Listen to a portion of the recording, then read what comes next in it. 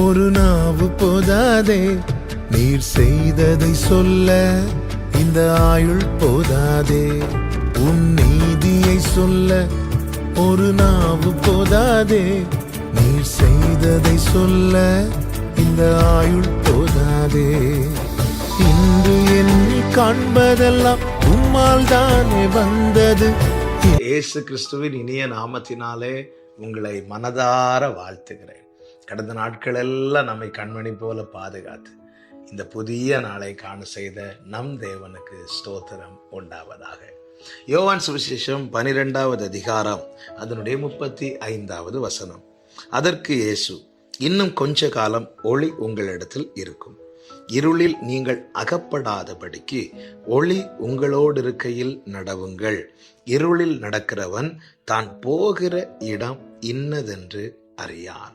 கர்த்தருடைய பரிசுத்த நாமம் மகிமைப்படுவதாக. ஆண்டவராகி இயேசு கிறிஸ்து எந்த மனுஷனையும் பிரகாசிப்பிக்கிற மெய்யான ஒளியாய் இந்த பூமியிலே கிருபையாய் இறங்கி வந்தார். நானே உலகத்திற்கு ஒளியாய் இருக்கிறேன் என்று ஆண்டவராக இயேசு கிறிஸ்து சொல்லி இருக்கிறார். செபுலோன் நப்தலி நாடுகளிலே கிறிஸ்து வந்தபோது இருளில் இருந்த அந்த ஜனங்கள் எப்பொழுது கிறிஸ்து அங்கே வந்தாரோ அப்பொழுது பெரிய வெளிச்சத்தை கண்டார்கள் என்று வேதம் சொல்லுகிறது. இருளின் அதிகாரத்தில் இருந்த நானும் நீங்களும் நம்மை கர்த்தர் கிருபையாய் இரட்சித்து ஒளியின் பிள்ளைகளாய் அந்த ஒளியில் உள்ள பரிசுத்தவான்களுடைய சுதந்திரத்திலே பங்கடைவதற்காக இருளின் அதிகாரத்திலிருந்து மீட்டு கொண்டு வந்திருக்கிறார். இப்பொழுது நாம் இருளின் அதிகாரத்திலிருந்து விடுவிக்கப்பட்டவர்களாய் ஒளியினிடத்திலே வந்திருக்கிறோம். கர்த்தர் அப்படி வந்தவர்களை பார்த்து சொன்ன வார்த்தை, இனி நீங்கள் இருளில் அகப்படக்கூடாது. அதற்கு ஒரே வழிதான் இருக்கிறது. இருள் எதை மேற்கொள்ளாது? ஒளியை மேற்கொள்ளாது. அப்படி என்றால் இருள் நம்மை மேற்கொள்ளாதிருக்க அல்லது இருளில் நாம் அகப்படாதிருக்க, இருள் எதற்கு முன்பாய் தோற்று போகுமோ அதை உறுதியாய் பற்றி கொள்ளணும்.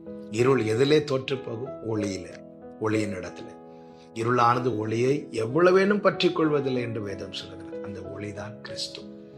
கிறிஸ்துவோடு இருக்க, கிறிஸ்துவை பின்பற்றி நடக்க, கிறிஸ்துவனிடத்துல விசுவாசமா இருக்க நாம் நம்மை ஒப்பு கொடுக்கும் போது நாம் இருளில் அகப்படாதபடி காக்கப்படுவோம்.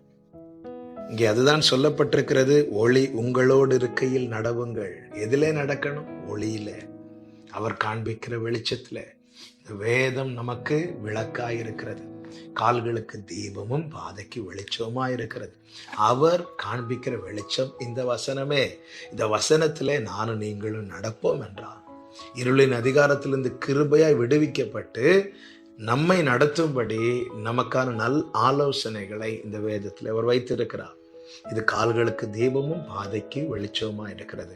இந்த ஒளியிலே நாம் நடக்கும்போது, வசனமாகிய ஒளியிலே, கிறிஸ்துவாகிய ஒளியிலே நாம் நடக்கும்போது இருளில் அகப்படாதபடி காக்கப்படுவோம். இந்த வேதத்தை விட்டு வழி விலகி நடப்போமானால் இருளில் அகப்படுவோம்.